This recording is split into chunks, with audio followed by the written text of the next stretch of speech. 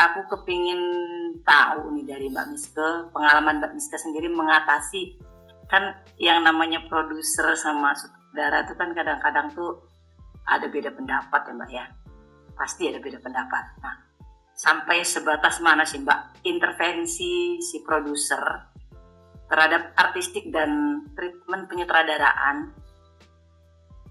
yang sudah pernah mereka sudah pernah didiskusikan atau apa gitu. Kalau aku sendiri sih kadang-kadang nih suka nggak gini loh Mbak, suka batasanku semana ya? Apakah aku boleh dalam istilah itu mengacak-ngacak treatment penyutradara atau mempertanyakan atau apa atau pada dasarnya produser tuh nggak boleh sampai ke situ gitu loh. Hanya memastikan produksi itu berjalan lancar, mencari uang atau yang seperti itu aja. Ataukah kita boleh sebenarnya mengintervensi bagian artistik dan treatment yang akan diberikan oleh si sutradara. Pertanyaan yang kedua ini Mbak, bagi dong tips dan trik pitching ke lembaga donor kayak model Pusbang seperti ini. Seperti apa nih? Kamu tanya sama Bu Marlina langsung nih, Bu Marlina hadir loh. Pak Miska pengalamannya banyak kan. Ini aja deh, namanya pengalaman Pak Miska nih. Pasti berguna banget ya buat kita. Sebenarnya ada ya Mbak, pembahasan terakhir ya sebenarnya mengenai pitch deck ya. Lebih kayak apa aja sih sebenarnya yang perlu diperhatikan ya gitu ketika pitching atau memang proposalnya. Nah ini pas banget nih momentumnya nih pertanyaannya sih. Nyambung. Pertanyaan pertamanya apa ya? Saya udah lupa. Ini Mbak, batasan intervensi produser itu sampai sebatas mana kita boleh masuk dan diintervensi? Mungkin pertama penggunaan kata intervensi kurang tepat ya menurut saya. Intervensi itu kayaknya intervensi gitu loh ya, kayak gitu kan. Kayaknya gampang banget kayaknya ya. Kita perlu apa ya?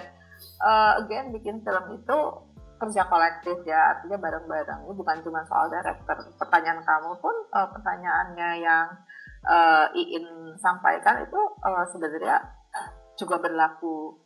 Pertanyaannya kita bisa apply, apakah kita sebagai produser juga bisa melakukan hal itu? Gak cuma ke soal sutradara nih, ke DP kah, ke art kah, penulis kah, ke wardrobe kah, sebenarnya sama tuh, ya kan? Cuman memang kalau ke sutradara tuh jadinya lebih sensitif karena kita kerjanya lebih panjang dan kita kan dari awal lebih sensitif lah dibanding ke yang lain-lain, gitu. Nah ini pertanyaan yang baik menurut saya karena nanti kalau udah di lapangan gitu ya saat kita kerja tuh kita sering dengarlah persoalan produser dan director. Kalau saya mungkin akan mulai dengan gini, Iin. Saya selalu ngebayangin hubungan produser sama director itu kayak yang punya restoran sama koki, sama chef ya, gitu. Kita sebagai misalnya produser itu adalah yang punya restoran. Yang punya restoran itu biasanya juga punya bayangan restoran gue mau kemana. Gitu. Kenapa restoran owner punya gambaran restoran gue mau kemana? Karena dia jualan Kak, iya kan? Nah dia jualan, dia harus mikirin tuh target market gue siapa nih, yang beli ke restoran gue siapa nih, yang mampir orangnya kayak gimana nih, punya duitnya, buying powernya ya, buying powernya nih berapa nih? Kita kalau ngomongin yang mampir anak SMP, beda sama kuliah, beda sama eksekutif pekerja, gitu. Jadi restoran owner tuh punya resiko ekonomi, gitu. Karena itu kita pikirin tuh, gitu. Namun restoran owner juga tahu kalau gue punya restoran, walaupun gue yang punya restoran, walaupun gue tahu gue pengennya tap in ke market mana dengan buying power sekian segala macam, pertanyaannya gue bisa masak atau enggak? Enggak, ya kan? Ternyata kebetulan nih di kasusnya Iin sama saya, kita nggak bisa masakin. Karena itu saya perlu chef. Ya. Begitu saya mau kerja sama chef, saya ngobrol sama si chefnya. Chef, gue tuh pengennya tuh gini loh. Maksud gue kebayangan market gue tuh kayak gini nih, kayak gini.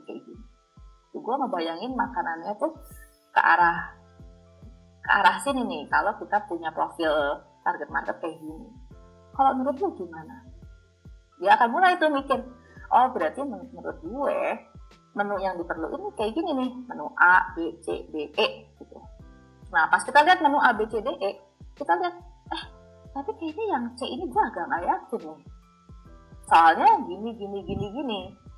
Nanti si chef bisa kasih argumen juga, tapi yang C itu punya advantage gini loh. Oh ya udah kalau gitu kita bahas deh dari menu A sampai E ini strength and weakness-nya apa nih masing-masing. Itu satu hal sendiri tuh kita bahas dari sisi kita mau target market jualannya ke siapa. Tapi si chef juga bilang, as much as kita yakin banget nih menu A laku banget, tapi ingredients A ini gak bisa kita dapetin di sini. Akhirnya kita berdua sepakat ya udah deh. Kalau gitu, kalau kita mau jalanin A, artinya ingredients ini harus kita ganti nih. Tapi ini jadinya beda nih. Rasanya beda dikit nih. Gitu. Ya udah deh, gue willing to take the risk. Kita coba bareng-bareng. Ternyata pas kita coba bareng, gak jalan nih. Ternyata D nih yang paling respon. Coba kita bikin kreatif lagi deh. D-nya kita, karena D ini jadi favorit, kita diversifikasi. D1, D2, D3 misalnya. Tapi si chef bilang, tapi A ini gue penasaran deh, gue masih pengen coba A gitu. Oke, gue kasih deh, tapi porsinya nih quantity A dibanding D tadi banyakin yang D ya. Menurut gue hubungan produser sama director kayak gitu. Apakah kata intervensi itu tepat? Menurut gue enggak. Karena semua yang jadi saat kita present menu, ini kita diskusi. Kita juga nggak bisa hire chef dengan matematis ya. Target gue ini, lo bikin menu, langsung jualan. Gak bisa. Kita bahas, kita ngobrol. Itu hubungan produser sama director. Kalau pertanyaannya balik ke Iin, pertanyaan krusialnya tadi adalah, yang kritikalnya adalah, gue boleh komen gak sih? Of course boleh. Of course boleh. Karena gue yakin menu itu akan jadi semakin baik lewat obrolan itu. Akan ada orang-orang yang kayak si produser punya opini seperti itu, akan ada orang-orang yang punya opini seperti chef, dan ada orang-orang yang punya opini di luar opininya produser dan chef. Gitu. Artinya apa? Dialog ini penting banget, tapi mungkin bukan intervensi. Karena kalau intervensi sounds mendikte, dan kita nggak bisa mendikte. Kenapa kita nggak bisa mendikte? Contohnya nih ya, gue bilang nih sama si chef, enggak, pokoknya gue nggak mau tahu menu D itu garamnya ganti cabai. Chefnya udah bilang, nggak bakal, ini bakal nggak enak. Enggak, pokoknya gue mau cabai. Diganti sama dia, gue cobain. Emang nggak enak. Gitu. Jadi soal garam dan cabai ini tuh diskusiin. Garamnya seberapa, cabainya seberapa, supaya sama-sama enak. Lagi-lagi, ini bukan eksak matematik. Tapi di dalam sebuah kesenian dan membuat produk seni, kita nggak akan pernah bisa sama banget match antara pikiran si restoran owner sama si chef. Tapi yang kita bisa diskusikan adalah area sekitarnya ini nih, area main kita di sini nih ya. Kita susah untuk bikin satu banget titik yang sama persis, karena at the end of the day, ini sama produser sama director kamu kan grow up-nya beda di mana, latar belakang ekonomi beda, keluarga grow up di mana, sekolah beda, jadi nggak akan ada. Itu yang menarik, dan kenapa kita semua suka art, karena nggak ada satu yang sama, semua punya ruang interpretasi yang lebih lebar. Tapi selama kita agree on areanya, that's fine. Oke, sekarang pertanyaan kedua Mbak, mengenai pitching. Pitching ya. Pitching. Mungkin lebih apa sih yang perlu diperhatikan gitu? Pitching nomor 1 menurut gue, saat kita bikin dokumen pitch itu ya, saat kita bikin film biasanya kita tahu nih genre-nya apa. Kenapa genre ini penting? Karena ini yang akan ngebawa attention semua orang ke dalam feelingnya. Kebayang nggak maksudnya ya? Jadi adegannya bisa sama nih, adegannya bisa sama persis nih kayak gini. Ada orang si A lagi zoom sama sekelompok gitulah misalnya ya gitu. Tapi antara treatment drama, treatment thriller, treatment horror beda-beda nih. Jadi apa yang paling penting di pitching? Ceritanya soal A zoom sama B. Tapi kondisi yang berbeda itu nih suasana mencekamnya kah di horor, apakah tangis-tangisannya kah di drama gitu. Itu yang perlu kita garis bawahi saat pitching. Gitu. Artinya kalau saya jadi juri, ya biasanya yang penting di dokumen pitching itu, of course kayak kalau paketnya cerita udah hafal ya semuanya, ada logline, ada sinopsis, itu udah paket lah gitu ya, itu udah. Mau film pendek, film panjang sama. Soal cerita itu adalah logline sama sinopsis. Soal sinopsis itu ada sinopsis pendek, sinopsis panjang, tergantung ke permintaan. Yang penting juga berikutnya adalah statement. Statement sutradara, statement director. Kenapa statement itu penting? Kalau buat saya nih ya, karena saya akan cross check nih, apakah cerita yang dibikin, artinya si sinopsis yang saya baca itu menjawab persoalan statement. Gitu. Misalnya saya bilang,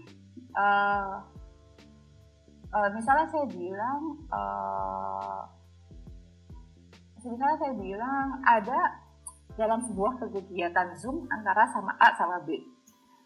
A sama B udah lama nggak ketemu nih misalnya, tapi momennya adalah Zoom. Gitu. Di statement saya misalnya adalah, misalnya di statementnya saya bilang, apakah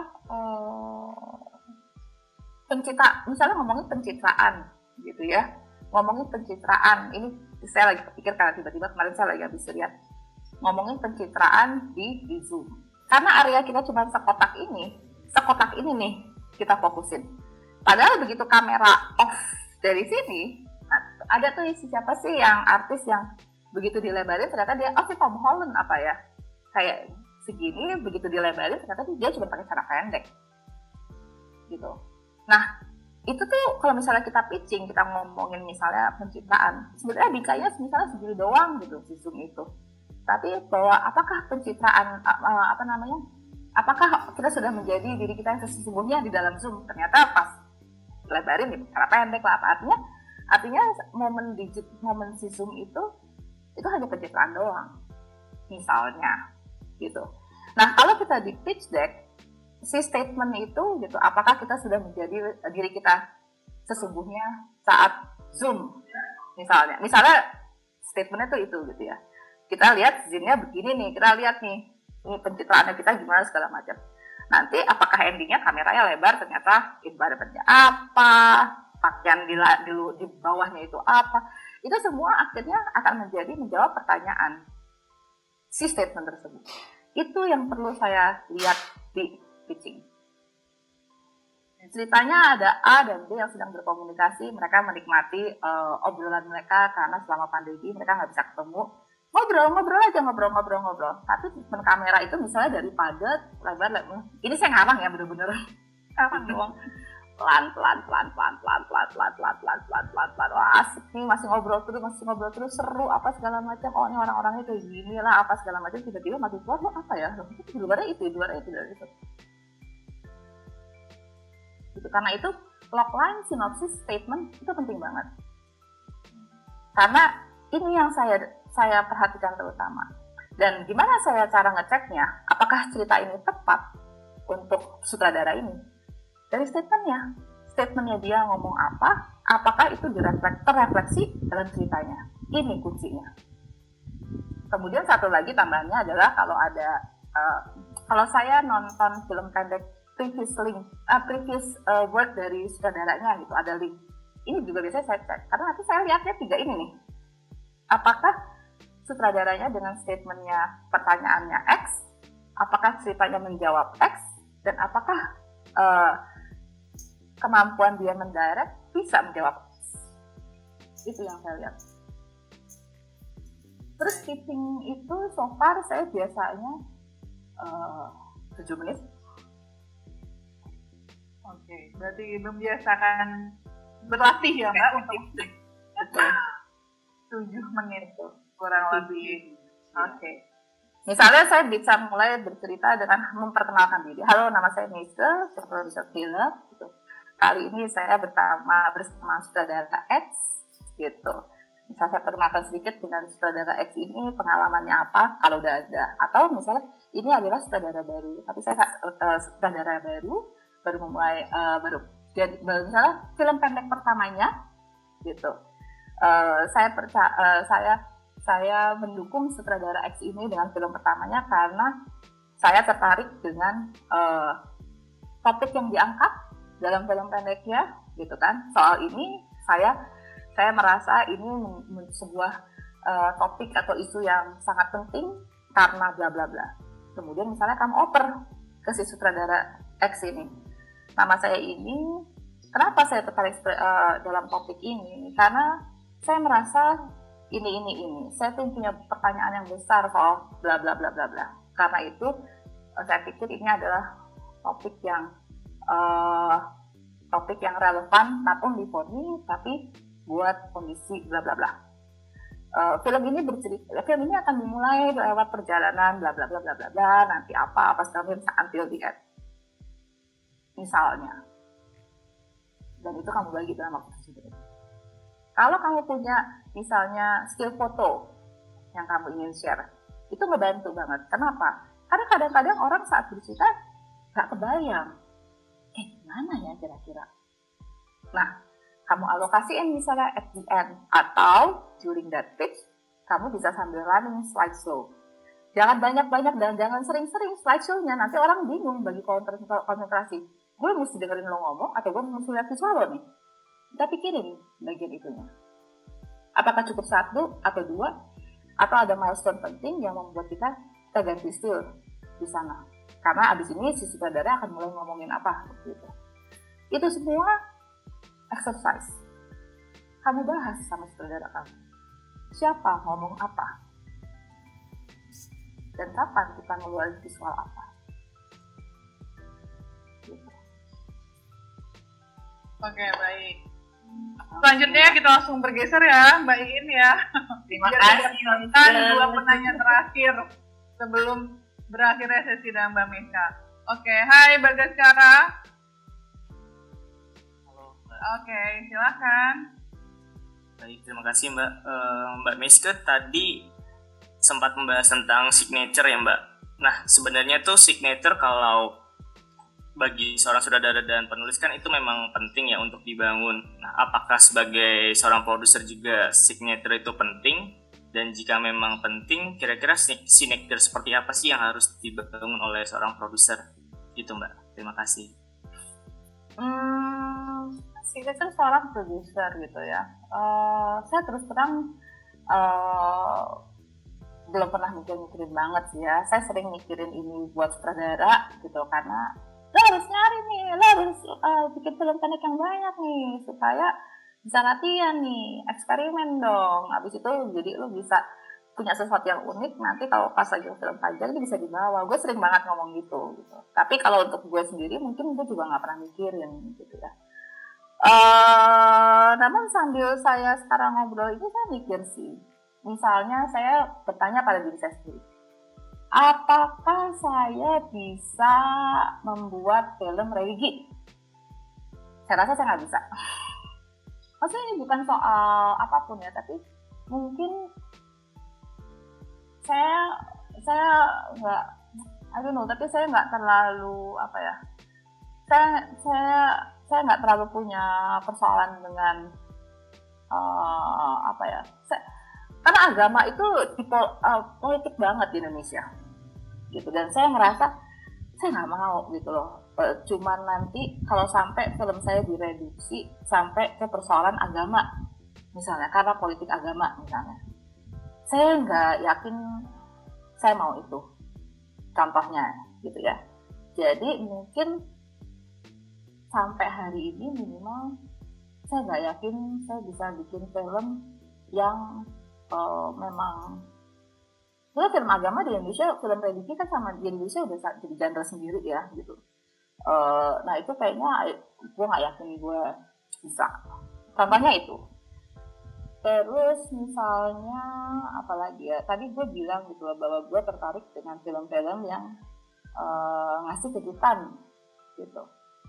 Mungkin cuman kan cara ngasih kejutan tuh beda-beda ya kan. sutradara yang gue ajak kerjasama, yang so far kerjasama sama gue juga pasti punya caranya masing-masing dalam mengekspresikan apa itu kejutan, apa itu surprise, gitu. Jadi mungkin kalau menjawab apakah signature-nya adalah spesifik, gitu ya, gue rasa mungkin agak susah kalau kita di sisi produser ya, karena kita kerja dengan sutradara yang berbeda-beda. Tapi mungkin yang bisa kita, yang kayak gue gitu, kalau ditanya gue, ada hal-hal yang gue rasa mungkin dalam semua film yang gue produce ada unsur kejutannya lah dalam bentuk apapun, misalnya, atau ada pertanyaan-pertanyaan kritis yang ada secara nggak langsung mungkin embed atau udah tersirat ya. Kalau tersirat kan yang literal, tersirat yang ditangkap gitu ya, yang ada di film itu.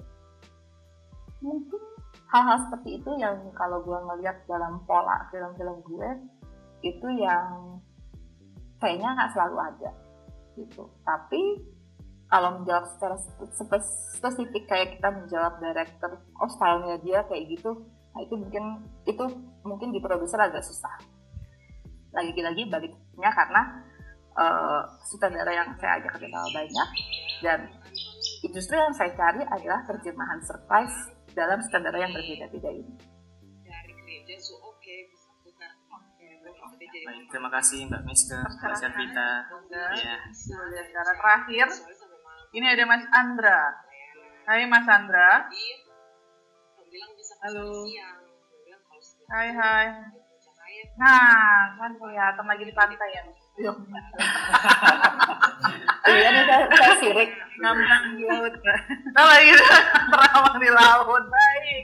Silakan Mas Andra, dari daerah mana nih Mas Andra? Saya sebenarnya dari Jakarta, tapi kebetulan banget emang lagi di pantai di Anyer. Oh, baik. Silakan dilanjutkan Mas Andra untuk pertanyaannya. Mbak Miska, makasih banyak untuk sharingnya ya. Ini sangat berguna buat kita semua. Nah, aku sebenarnya mau nanya itu tentang pitching ide juga kayak Mbak Iin tadi. Tapi ini pitching ide ke sebuah PH, karena kami semua di sini kan dapat kesempatan untuk berbagi ide dari program pemerintah yang menurut saya ini bagus banget nih, karena ini terbuka untuk semuanya. Cuman kalau nanti setelah kita mengikuti program ini dan kita ingin masuk ke industri film, kalau kita mau pitching ide langsung ke sebuah PH atau studio swasta, itu caranya gimana ya? Apakah studio-studio di Indonesia ini terbuka untuk seseorang langsung pitching ke mereka, atau harus ada jalur lain gitu? Terima kasih. Pertanyaan? Ya, ini juga pertanyaan yang sering dan saya rasa pentingnya, gimana sih cara masuk ke industri gitu ya. Saya rasa ini yang teman-teman juga perlu lihat dan bisa lihat dengan jeli. Industri kita tuh kecil banget, gitu. Kecil banget. Contohnya kecilnya apa? Misalnya, ya, dalam kompetisi produksi film inilah, yang jadi mentor itu contohnya gitu ya, saya baru tahu kan mentornya siapa aja gitu karena terima tor gitu kan dari sini. Ada Mas Garin, ya, itu ada Mas Garin loh ya. Ini Mas Garin ini adalah saya waktu kuliah aja dulu muter filmnya Mas Garin. Kebayang nggak sekarang saya jadi pembicara dan Mas Garin pun masih jadi pembicara? Artinya apa? Itu menunjukkan bahwa industri kita kecil banget. Artinya tangganya tuh pendek. Tangganya pendek artinya apa? Antara yang pemula sama yang senior itu aksesnya bisa langsung. Gimana kita lihat akses langsung itu? Bisa lihat dari kegiatan-kegiatan seperti ini. Pembicaranya udah langsung yang topnya. Apakah itu di sini ada Mas Garin? Atau misalnya di Indonesia ada Mbak Mira, ada Mas Riri, gitu misalnya. Jadi kita bisa lihat berarti industri kita kecil dan tangganya ketemu sama mereka itu pendek. Kalau industri kita yang lebih besar lagi, orang yang lebih banyak, bisa jadi nih antara yang senior banget, yang tengah sama yang mula tuh laddernya panjang nih tangganya. Ini enggak. langsung gitu. Saya sama Mas Garin, padahal saya lebih muda dong. Teman-teman semua tahu dong, saya lebih muda dari Mas Garin. Jadi kebayang nggak generasinya tuh udah beda generasi, ya kita sama-sama jadi berbagi pengalaman gitu. Karena itu apa yang saya mau maksud saya apa nih Andra? Artinya apa? Kamu bisa reach mereka semua yang di industri dan kenalan lewat forum-forum seperti ini.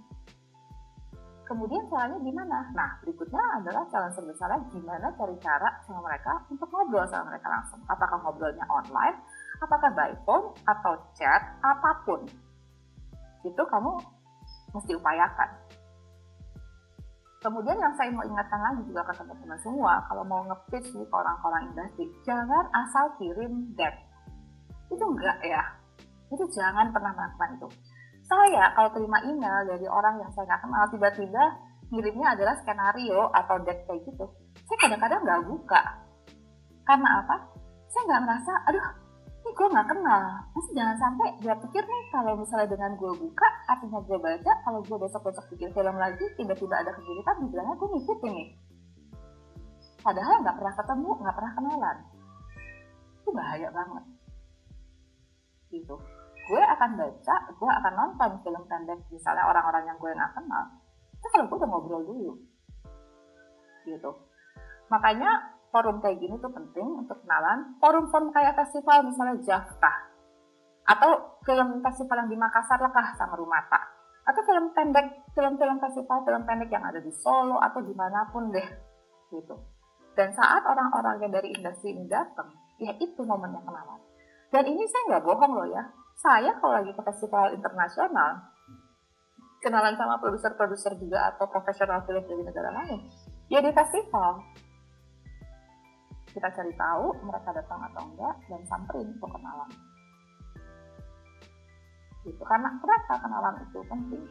Karena biasanya lewat pertemuan sekali, itu bisa lebih ingat. Dibanding misalnya chatting, nggak ketemu-ketemu gitu. Kamu chatting nggak apa-apa, tiba-tiba nanti di Desember pas dijawab, Mbak kemarin aku tuh yang kemarin kontak Mbak yang ngomongin ini. Bisa jadi, oh iya. Tiba-tiba kamu punya hubungan lebih dekat dibanding 100 orang lain yang mungkin yang nggak ngechat saya. Gitu. Nah, relationship kayak gitu memang dikejar saat kamu ketemuan sama mereka. Dan selalu ngirim-ngirim itu atas permission udah diizinin sama mereka. Oke, Mas Sandra terjawabkan kah? Ya, sudah. Terima kasih. Cuman memang butuh proses ya Mbak, akhirnya bisa ke sana dan memang harus aktif tuh sebenarnya mengikuti forum seperti itu. Benar Ya, seperti dan jangan malu-malu juga ya. Kadang-kadang saya sering lihat yang baru-baru misalnya malu-malu, nggak enak, jangan gitu loh. Kalau buat saya tuh networking kalau lagi ke festival di luar, itu kerja. Gitu. Itu bukan cuma buat kongkol-kongkol doang, itu beneran kerja. Gitu. Oke, baik. Nah, mungkin untuk menutup sesi sebelum dengan Mbak Misha, pertanyaan dari chat kali ya Mbak, satu aja. Boleh? Dari Mas Zadam di Makassar, Mbak Dede, boleh ceritakan soal bagaimana menganalisa cerita atau skenario untuk dijadikan draft budget untuk produksi film selama ini, dan apakah perlu dalam film pendek kami membuat kontrak antara kru dan cast dan seberapa penting kontrak di film. Sadam nih kita juga udah pernah ketemu ya waktu itu kayaknya di Rumata, kok di Makassar deh kayaknya kita pernah ketemu, atau malah udah ikut vlog waktu itu yang pas di Jakarta ya, kalau grup tamu. Sadamnya ada nggak sih Bung? Udah ikut tahun lalu. Nah, ya kan kamu Belok. ini yang berisik belakangnya kamu ya? Ini berisik Iya banget. Mbak, lagi rame Mbak. Oh, coba tolong di Lagi mute. di luar. Ya, halo Sadam, akhirnya ketemu lagi. Ya, untuk jawab pertanyaannya Sadam gitu ya, ngitung budget ya. Gimana menganalisa cerita skenario? Nah, biasanya nih kalau saya biasanya akan langsung ngobrol sama line produsernya ya, gitu. Kalau dalam situasi yang memungkinkan ada line producer. Tapi kalau nggak ada, Pertama ya kita lihat berapa halaman si skenario itu dan berapa lokasi. Karena kalau lokasi itu sedikit banyak yang paling bisa indikator yang tercepat nentuin berapa hari syuting. Dan ada berapa scene skenario kamu. Berapa jumlah scene-nya, halamannya, lokasinya. Itu biasanya yang paling akan ngasih lihat ke berapa hari gitu ya. Nah dari situ ya seperti biasa Astrada udah bikin breakdown gitu kan. Misalnya masa sih kalau ini film pendek nggak perlu lah nunggu breakdown, itu udah bisa sih drafting budget kira-kira apa. Ada scene-scene yang besar misalnya apa, yang perlu special effect kah, atau yang perlu perhatian khusus misalnya. Apakah ada dari departemen artistik yang spesifik yang harus ada tapi sulit dicari gitu. Ataukah ada adegan yang menyulitkan, misalnya ada adegan panjat-panjat lah, itu harus kita bahas tuh safety-nya dari awal gitu. Nah karena itu biasanya sebelum kita menghitung budget, saya biasanya duduk dulu nih sama direkturnya, ini kayak gimana ya, lo akan bikinnya kayak gimana ya, gue ngebayanginnya gimana, lo ngebayanginnya gimana, sehingga dari situ kita sebagai produser juga jadinya kemudian oh scene ini yang ditulis di skenario cuma 1 paragraf, syutingnya nggak gampang loh, dibanding dengan scene lainnya yang secara nomor scene ada 5 scene dalam untuk 1 adegan, tapi ini lebih ringan, bisa jadi kayak gitu. Nah itu yang emang kita harus timbang-timbang, dan untuk itu kita harus ngobrol sama sutradaranya. Gak cuma sama sutradara, kita harus ngobrol sama DP-nya dan sama art-nya. Jangan sampai kita mengeksekusi budget sesuatu yang belum kita bahas sama departemennya, itu nggak fair buat mereka. Gitu. Bahwa nanti ujung-ujungnya ternyata ujung-ujungnya nih setelah semua udah diajak ngobrol, dihitung semua departemen, dan kamu bisa minta sama departemen masing-masing untuk ngitung gitu ya kira-kira. Setelah kamu kumpulin, wah over budget nih. Nah dari situ baru balik bahas lagi skenario-nya seperti apa. Karena itu kalau orang suka nanya saya, ini kalau financing ini kalau bikin budget itu gimana sih mbak gitu. Jawaban saya selalu sama. Bikin budget itu sama kayak nulis skenario. Kadang-kadang lo tambah, kadang-kadang mesti lo kurangin. Gitu. Itu sejalan. Budget sama skenario itu sejalan. Karena itu kita ya perlu ngobrol. Gitu. Nah kemudian kontrak itu selalu perlu. Sekecil apapun film kamu, kontrak itu perlu. Mungkin bedanya adalah film pendek kontraknya mungkin nggak perlu banget 10 halaman gitu, karena kompleksitasnya kurang dibanding film panjang gitu. Jadi mungkin di film pendek 1, 2, 3 halaman cukup. Gitu. Tapi menurut saya kontrak itu perlu ada. Karena apa? Dalam kita sebutnya chain of title. Chain of title itu artinya bagian-bagian di film yang perlu yang berhubungan dengan IP. Director, skenario, musik scoring. Ini daerah musik scoring sama lagu. Ini daerah yang semuanya harus clear banget nih. Prosesnya sudah transfer right pekerjaannya dia ke produser. Gitu. Berikutnya adalah art, kostum, make up gitu ya. Tapi part ini nih, director, writer, musik scorer, musik production, misal lagu gitu kalau ada. Ini harus clear semuanya. Adaptasi, kalau misalnya ada adaptasi dari penulis bukunya, ini berhubungannya sama IP, erat banget sama IP. Jadi ini harus clear sama 5 orang ini. Oke, terjawabkan ya Zadam ya. Kecil apapun proyeknya, kontrak itu penting gitu.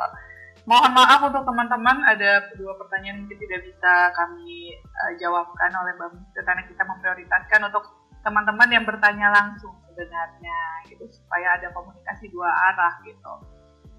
Baik Mbak Miske, terima kasih untuk waktunya. Dari sudah 2 jam kita bersama dan tidak berasa banget dengan cara komunikasi Mbak Miske yang tenang sekali dan komunikatifnya enak banget. Aku sebagai yang mencerna pun kayak wah gila sini materinya benar-benar hal yang sangat diperlukan oleh teman-teman di sini, yang kemotivasi juga, terus benar-benar yang real life seperti apa, kehidupan produser itu seperti apa, itu udah dikupas lah sama Mbak Meiska gitu. Baik, terima kasih untuk teman-teman. Untuk 1 jam ke depan kita akan break dulu. Silakan untuk live dari Zoom meeting ini, ataupun memang mau bertahan akunnya juga boleh. Kayak gitu, nanti kita akan bertemu lagi sebisa mungkin di jam 12.45 akunnya sudah join lagi, sehingga di jam 1 kita bisa on time, kelas mulai dengan Mas Garin. Gitu. Ya Mbak Meiska. Terima kasih. Ya, terima kasih juga kepada panitia Kompro dan juga teman-teman di sini yang sudah mendengarkan. Semoga yang saya bagikan bisa berguna buat teman-teman semua di sini, dan semoga nggak menyinggung siapapun ya, karena kalau saya ngomong direct banget. Sangat jelas sih Mbak, terstruktur Mbak bahasanya. Jadi sangat terpahami. Terima kasih Baik, semuanya, terima sukses kasih. ya semuanya. Iya Mbak, ya, semoga Bye. mendapatkan inspirasinya. Sampai ketemu lagi teman-teman semua. Terima Ya. kasih.